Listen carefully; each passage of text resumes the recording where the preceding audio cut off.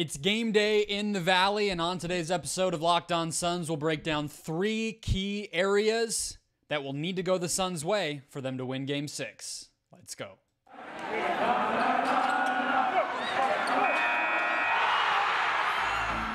You are Locked On Suns, your daily Phoenix Suns podcast, part of the Locked On Podcast Network, your team every day.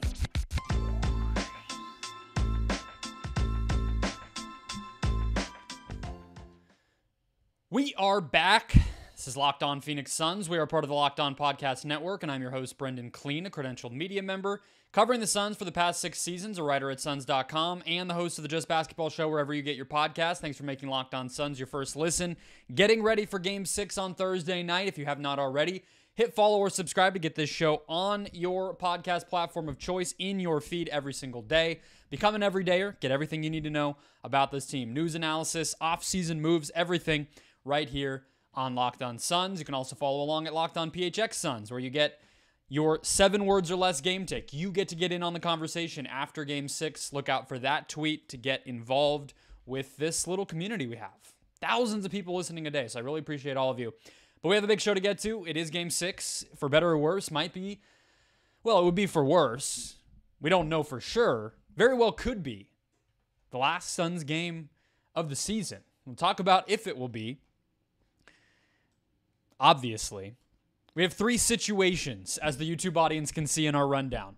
Chris Paul situation, the center situation, the role player situation. We're going to talk through all 3. Those are the 3, to me, key areas that we're going to need to see the Suns address in order to win this game. As Devin Booker said, after Game 5 in Denver on Tuesday night, both teams have all the answers. There's no new information. There's no hidden adjustments, right? Maybe some new players break into the rotation. I don't even think we see that.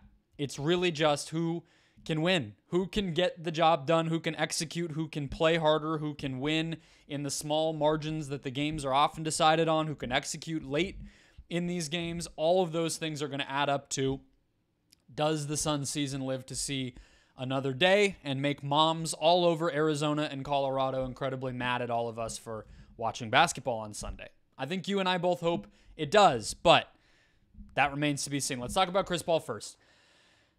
I'm recording this before Chris Paul's injury designation has been released. I have a bunch of other work obligations on Wednesday night, trying to cook dinner, all these things. So I don't know exactly what his designation will be, but I'll tell you this. I would imagine it's no better than questionable. And I very well think we might not see Chris Paul play in Game 6. I know a lot of attention has been paid toward him just because he's the obvious looming thing. The Suns lost the 2 games they played with him, so it's not as if him coming back is a magic charm that will then allow them to go ahead and dominate Denver. That's not going to be the case. I said a few games ago, or a few days ago, I should say, that I might not even play Chris Paul in Game 6 if the Suns had won Game 5. That maybe feels like a little bit of an overreaction. I will never know what they would have done or what would have made sense because, well, they lost Game 5. But I guess a better point to maybe make now is if he does come back on Thursday night, playing off the bench feels like the most logical outcome. Talked about on the recap show, which the Everydayers heard. You can go back and listen to from Tuesday night into Wednesday morning about Josh Okogie not really being in this rotation anymore. I think we could very well see Landry Shamet start over him in Game 6. In fact, I would expect that to happen. That's what happened in the second half of Game 5. Unless Monty throws a real curveball, plays somebody we're not expecting in that spot, and changes how they've defended Jamal Murray pretty dramatically, I would think it would be Shamet. I could see that happening and Cameron Payne continuing to start in place of Chris Paul, even if Paul is active. The Suns need to play with pace. We know that. And I also think playing with Chris Paul off the bench allows you to be a little bit more patient, see what he has before you decide how much to involve him in the game, if that makes sense, right? Like I could easily see a game where Chris Paul maybe plays 8 minutes in the first half, but something like 20 in the second half, right? Because if you start him, his rustiness, his passing up of shots, whatever, that whole process is happening in the early stages of a do-or-die game, right? Whereas if he comes in, let's say, to start the second quarter or the very end of the first quarter, you can set the tone in a different way, and you're not trying to ease him back at the same time that you're trying to slam on the gas in a game that obviously goes without saying is a must-win, right?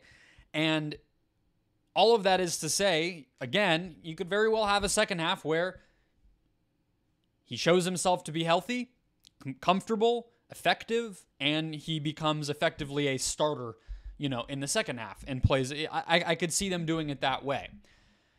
If he plays, Denver has places to hide defenders, right? That's one of the nice things about this matchup is Denver is an offense-first team. They are a physical team. They are a big team.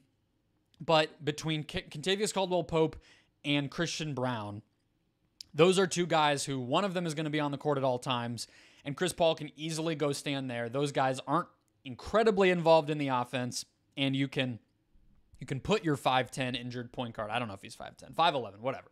Injured point guard on those guys and not fret too much, right?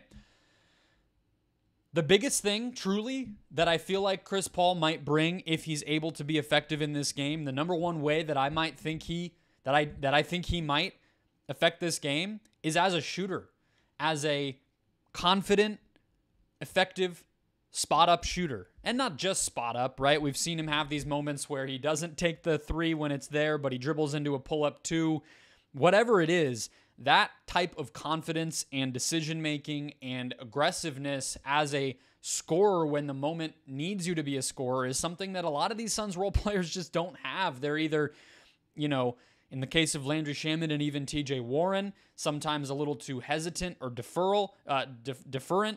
And in the case of Terrence Ross, maybe a little too aggressive at times and not so balanced with what it is that they do on offense. Chris Paul's a good middle ground where he's going to make the right decision between pass and shoot most of the time. And even if it's frustrating that he doesn't always take those threes, you might get a game where he goes into it with the mentality knowing he has to. Even if he doesn't take the three, most of the time, that possession is still going to end with a pretty solid shot rather than, Landry Shamet passing up a three and getting stuffed at the basket, as we've seen, or Terrence Ross jacking up a three with the greenest of green light, quickest of quick triggers, and sometimes that not being the best end to a possession, right? So Chris Paul will be a better pathway on offense than some of those guys, and I really think that's what it is. I don't think you want to put the ball in his hands overly too much. I'm not willing to talk about that there's going to be some sort of dramatic change in the effectiveness of Deandre Ayton in this series. We're about to get to the centers here next, so I'm not going to sit here and say Chris Paul running pick and roll and all that. I just think that would be too much of a change up from what you've been doing and what's been working for the Suns in this series. It would get everybody out of rhythm to go far in that direction. So coming off the bench, being more of a spot-up player, see what he has in the first half. That's my expectations for Chris Paul if he does play. I don't know if he will. I don't know how much we'll learn prior to warm-ups and pregame lineup announcements ahead of Game 6 on Thursday. We're probably going to have to wait until then. Next, centers. Deandre Ayton, Jock Landale, maybe small ball. We'll sift through the options facing the Suns next. First, today's show, guys, brought to you by eBay Motors. Just like in championship teams, it's all about making sure every player is a perfect fit at eBay Motors because they know it's the same when it comes to your vehicle. Every part needs to fit just right. So the next time you need parts and accessories, head over to eBay Motors. With their eBay Guaranteed Fit, you can be sure every part you need fits right the first time around. Just add your car to My Garage on the site and look for the green check to know the part will fit or your money back, because just like in sports, confidence is the name of the game when you shop at eBay Motors. And with over 122 million parts to choose from, you'll be back in the game in no time. After all, it's easy to bring home a win when the right parts are guaranteed. Get the right parts, the right fit, and the right prices at ebaymotors.com. Let's ride. eBay Guaranteed Fit only, available to U.S. customers, eligible items only, exclusions apply. All right. We are talking about centers, and I'm going to do this again in as delicate of a way as I can. I'm not going to beat around the bush, though. I thought Deandre Ayton was fine in Game 4. I want to say that because I feel like in Game 3, Deandre Ayton was ridiculed a little bit. People were way quick to jump on him in terms of what he did getting benched in game 3, and then, he's squeamish, he's shy, he's nervous in game 4. I know he short-rimmed a shot. I know he rushed a free throw the first time he got to the line in game 4. I thought the first half that he played in game 4 was very solid. The second half, ended up being more of a scoring show. I don't recall that was the game where Joker had 53, Deandre Ayton making a huge impact, but I thought first half he was solid. First half of game 5, I think you would say he did his job to a degree, right? He got some offensive rebounds.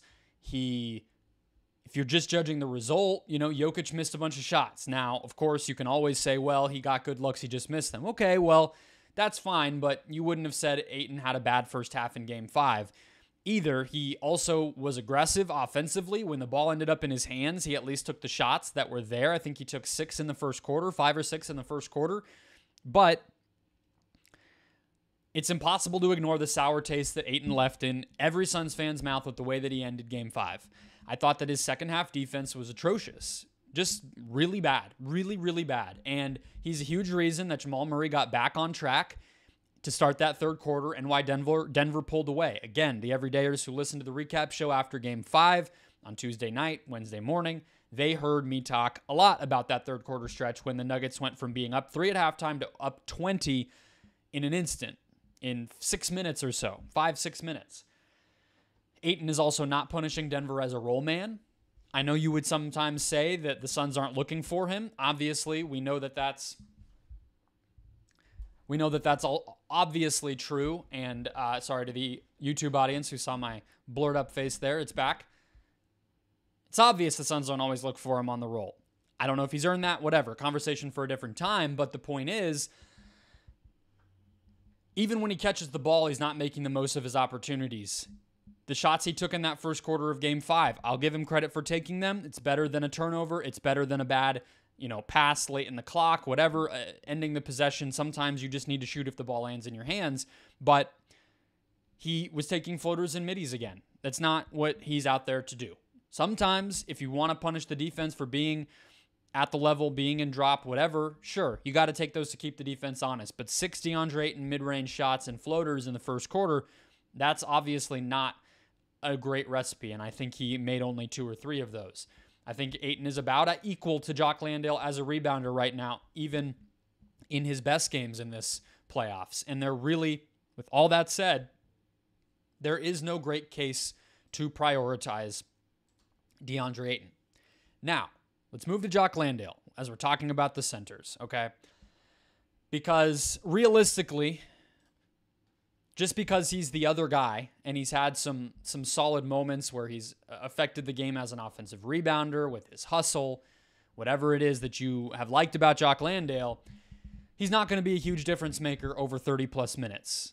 I just don't think that's going to happen, right? He would be, I don't want to say game planned for. I don't think that the Nuggets are going to make stopping Jock Landale a huge part of their game plan, so there's always going to be those opportunities for him to impact the game sneakily by just using effort and things to be unpredictable. But even if he's not going to be the game plan focus, if you're playing 30-plus minutes, the defense is ready for you, right? It's very obvious when Landale steps out on the court at this point, he's going to try to hit the offensive glass. So whoever's on him, probably going to be a little more careful to box out in those minutes, right? We know he runs the floor, so they're going to be watching for him, right? Like all these little ways where you can do things that surprise the defense in 15 minutes don't always extend over the course of a lot of minutes, right? And so that means he's not going to start. They're not, like, Monty's not, that would be, first of all, not worth it because it's not going to be that big of an impact. Second of all, that's just something that is a cardinal sin as a coach. Like, you cannot bench a player like DeAndre Ayton in a game 6, unless it was just overwhelmingly obvious, that he needed to be benched. There's no way to do that. Think about how much attention it got in game 3, a game the Suns won, that Ayton just didn't play the last 5 minutes. You can't not start him. So I also think this might be a game we finally see the Suns send a little more help at Jokic, if only to mix up his coverages, especially early, make him be a little bit more of a passer, see if those role players, test them early in the game to see if they make their open shots, help off of Aaron Gordon more aggressively, help off of I guess you would probably go to Kentavious Caldwell-Pope next. Michael Porter Jr. is, to me, the most concerning guy to get hot. So I would maybe avoid that. But send help from Pope, send help from Gordon, make Jokic pass it to those guys, see if they knock down their shots. And so that'll help too, no matter who's out there. I think we could see Ayton. I think we will see Ayton start, but I think we could see Landale and him play about equal minutes, which leads us to the last possibility here, which is small ball. Okay. And again, as I've emphasized repeatedly this week, and Devin Booker put so well, there's nothing new that's going to happen. I'm not bringing up some revolutionary concept that you could play Durant at center, that you could go to small ball. And with that said, it would feel like a shock to me to try it in a game 6. Okay? I think it feels drastic, but obviously your season is on the brink of ending. So, on the verge of ending. So, you of course need to be drastic. It's not so much that it's like too much change for the sake of change or anything. What I mean when I say drastic is I don't know if the Suns know what their best KD at the 5 lineup even would be.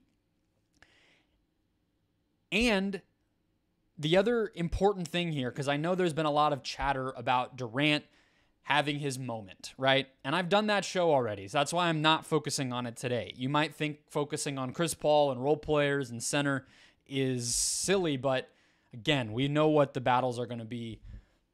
We know all the coverage options. And so when I say drastic, it's that. But there's also this other part of it with the Durant side of it. The reason I don't think it's smart to emphasize him as some sort of savior possibility here, I think it's going to need to be Booker, is he can't seem to create off the bounce at this point.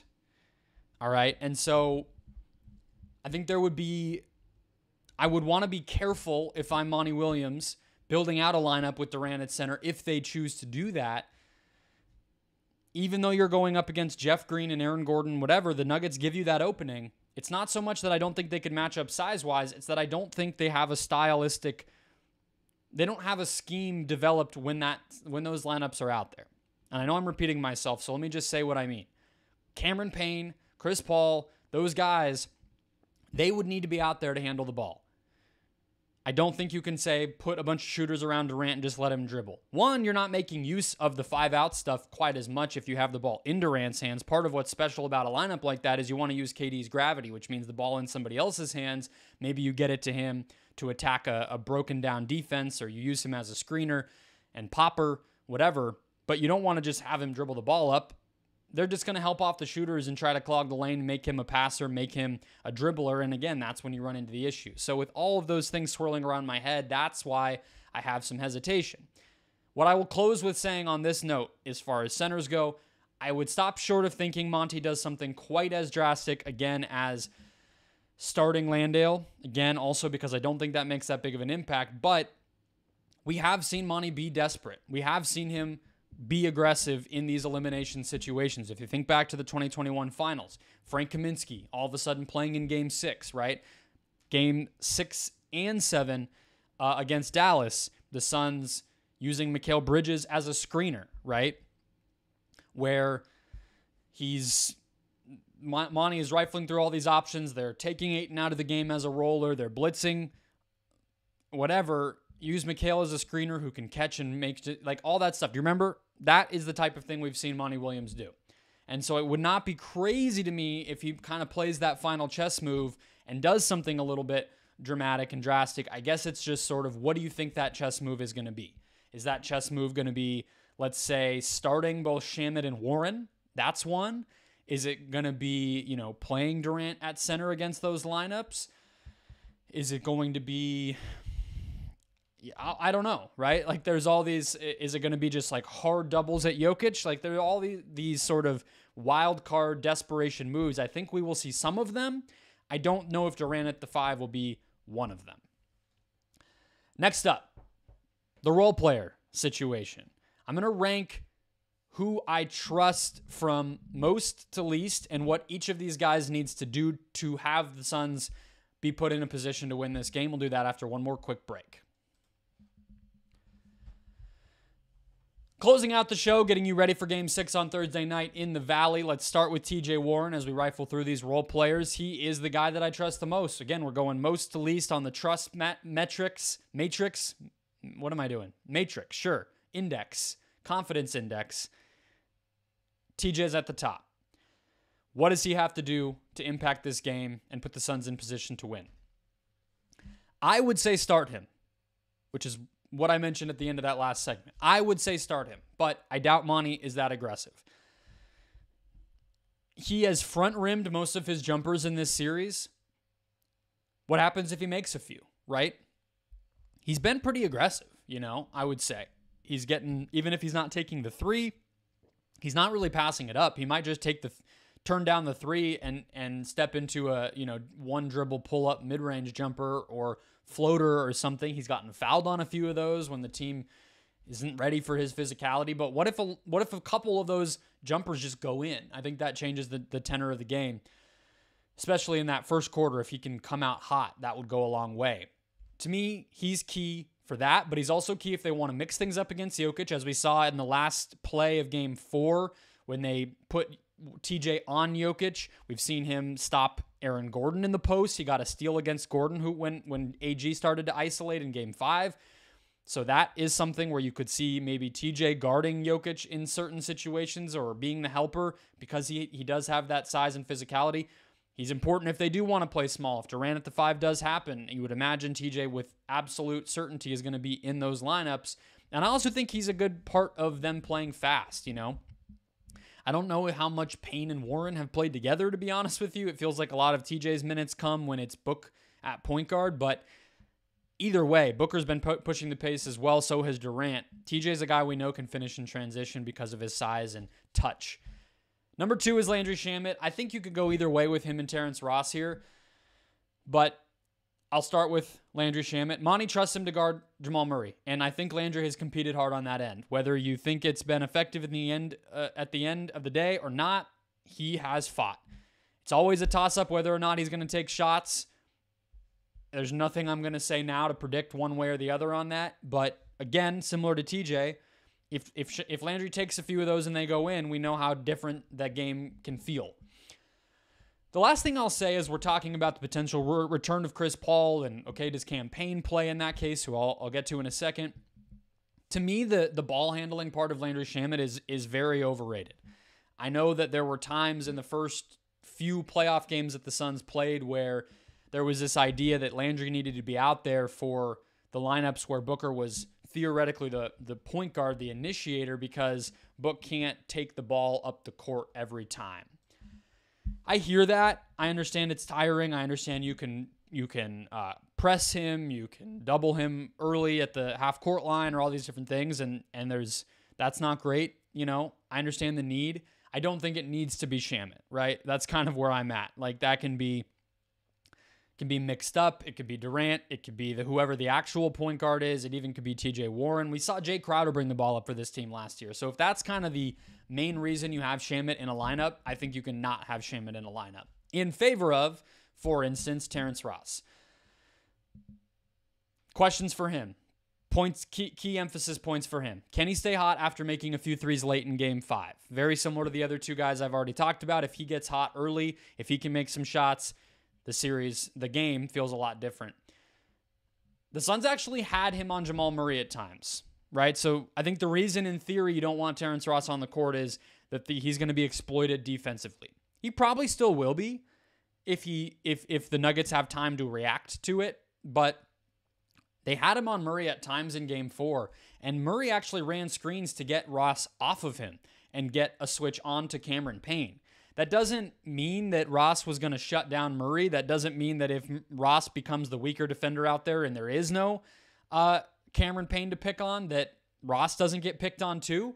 But at the very least, it feels like, yes, he's limited athletically. Yes, he is, in his mid-30s. But I don't exactly feel like if a team star scorer is trying to get off of you, that you're some sort of like pushover defensively that needs to be buried on the bench. I would always rather go down with someone who will shoot than someone who won't. Again, we don't know what TJ will do. We don't know what Landry will do from a confidence standpoint, but we know Ross will shoot. So if those guys get squeamish, they miss a bunch of shots, I would probably lean Ross just because you know he's going to take them. Next up, Cameron Payne. If he plays, he has to continue attacking the basket, not just taking threes, not just pulling up, but try to drive, try to create in the teeth of the defense. Find hit-ahead opportunities, take open threes, yes, but round out your game. Get to the basket. Maybe not always looking to score, but paint to great, as Monty always says. Get into the paint, spray out to a shooter that's going to be a way better shot than a surprise pull-up three. I know that's part of Payne's game. I understand he has the green light there. I'm not even really complaining about that. It's not one or the other. It's both. Defensively for Payne, as we were just talking about with Ross, accept the switch onto Murray if he wants it. Compete from there. But don't, at all costs, which we did see in Game 3, in that run in the beginning of the third quarter, Game 5 at the beginning of the third quarter, after Payne got switched on to Jamal, we saw him then accept the switch onto Jokic. That can't happen. That's an automatic 2 points. Maybe 3 if you foul him, right? Like, you cannot have Payne on Jokic. That's not ever going to go well. I'm not sure if Payne plays. I think there's a role for him even if Chris Paul plays, but the rotation is a little bit of a gray area because a lot has changed since Chris Paul went out in terms of Shamet and Warren and even Ross playing. Now Chris Paul comes back. What are the trickle down from there going to be? Last but not least, well, it is least, Josh Okogie and Torrey Craig. I don't know if they're going to play in this game. They're both out of the rotation as of the end of Game 5.